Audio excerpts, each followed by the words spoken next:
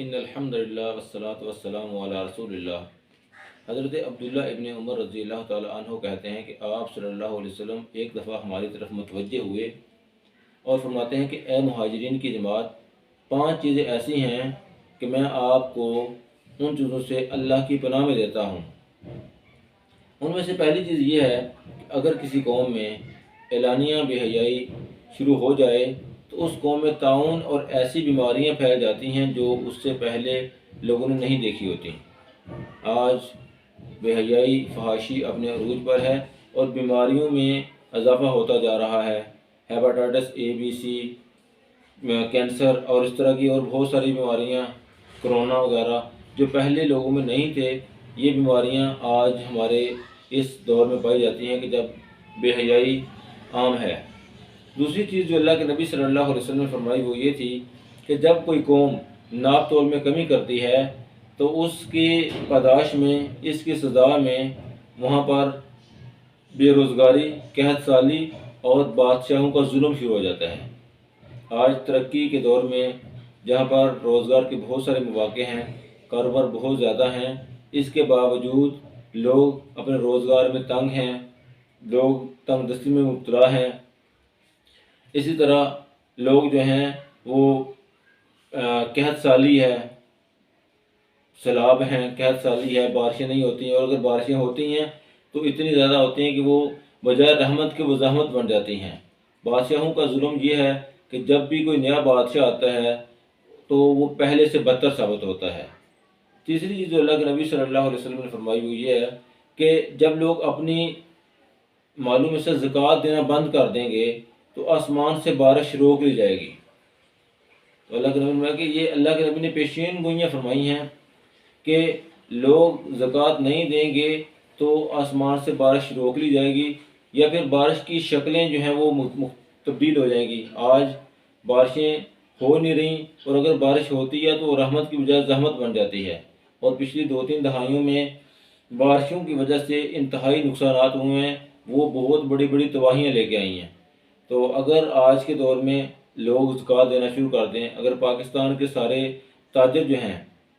وہ صرف 1 سال پوری زکوٰۃ اپنی ادا کر دیں تو پورے پاکستان میں تقریباً آدھی غربت 1 ہی سال میں ختم ہو جاتی ہے۔ چوتھی چیز جو اللہ کے نبی صلی اللہ علیہ وسلم نے فرمائی کہ جب لوگ اللہ اور اس کے رسول کے ساتھ جو کیا ہوا عہد ہے، وعدہ ہے، اس کو توڑ دیتے ہیں تو پھر ان پر غیر مسلم کفار قومیں مسلط ہو جاتی ہیں اور وہ ان سے جو کچھ ان کے پاس ہوتا ہے وہ چھین لیتی ہیں۔ آج پاکستان میں اللہ اور اس کے رسول صلی اللہ علیہ وسلم کے ساتھ ہر شعبہ زندگی میں سر عام عہد شکنی کی جا رہی ہے۔ آئین پاکستان جو کہ جس کی پہلی شک میں یہ ہے کہ کوئی قانون بھی قرآن و سنت کے خلاف پاس نہیں ہوگا،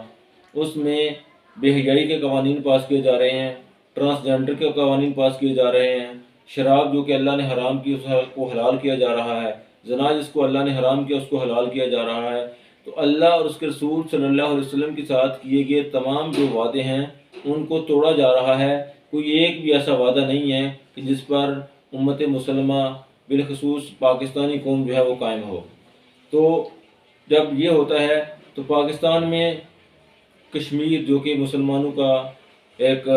ریاست ہے جس پر مسلمان رہ رہے ہیں، اس پر انڈیا جبر و تشدد کر رہا ہے، اور یہی نہیں بلکہ انڈیا جو کافر ملک ہے جس کی کوئی اوقات ہی نہیں ہے، وہ پاکستان کو نہ صرف اس نے یہ کہ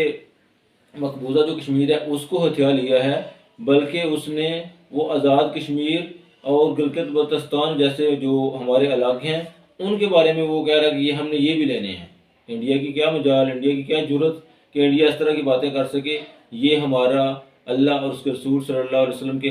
جو ساتھ جو عہد شکنی ہے، وعدہ خلافی ہے، جو بے عملی ہے، یہ اس کی وجہ سے اس کو جرت ہوئی ہے۔ 5ویں چیز جو اللہ کے نبی صلی اللہ علیہ وسلم نے فرمائی وہ یہ ہے کہ اللہ کے قانون جو ہیں ان کے مطابق کوئی فیصلہ نہیں کیا جائے گا۔ آج اللہ کے قوانین جو ہیں ان قوانین کے خلاف قوانین بن رہے ہیں۔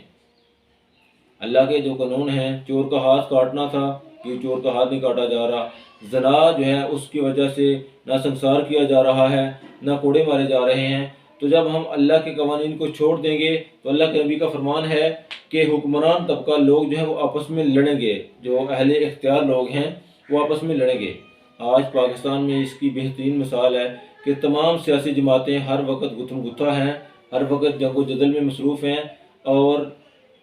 پاکستان جو ملک ہے وہ دن بدن تنزلی کا شکار ہوتا جا رہا ہے۔ تو اللہ کے نبی صلی اللہ علیہ وسلم نے یہ 5 چیزیں جو ہیں وہ ہمیں بتائیں کہ 5 پیشین گوئیاں کی کہ اگر ان 5 چیزوں کو اللہ تعالیٰ ہمیں ان سے اپنی پناہ میں رکھے، اور اگر جس قوم میں یہ 5 چیزیں آ جائیں گی تو وہ قوم تباہی و بربادی میں مبتلا ہو جائے گی، اور اس کو